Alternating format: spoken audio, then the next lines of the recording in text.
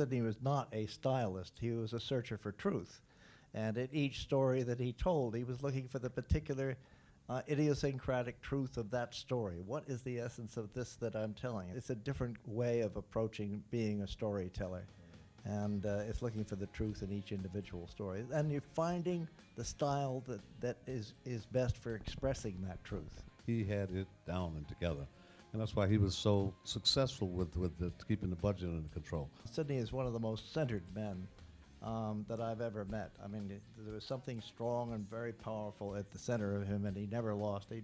One day, I was at Lena Horne's house. He'd just done the liner notes for my album. So this guy was playing on the floor, flirting with Gail, Lena's daughter. This was Sidney. He called me after that. Lena told him he should listen to my record. And he did, and he said, I'd like you to come down and look at this movie.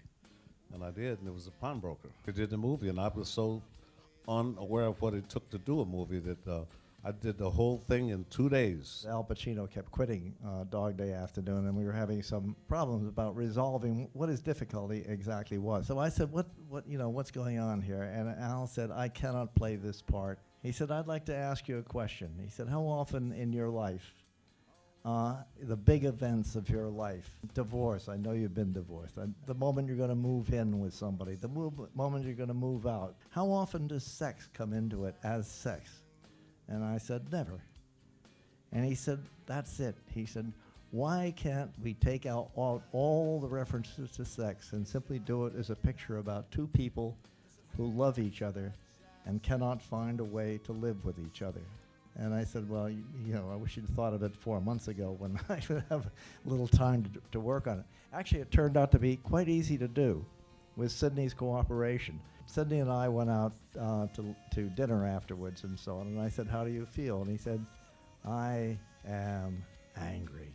He said, most of the people that I've worked with and so on, it's gone very, very well, but there are a few people. Anna Magnani, when she died, he said, I found myself smiling when I read the newspaper.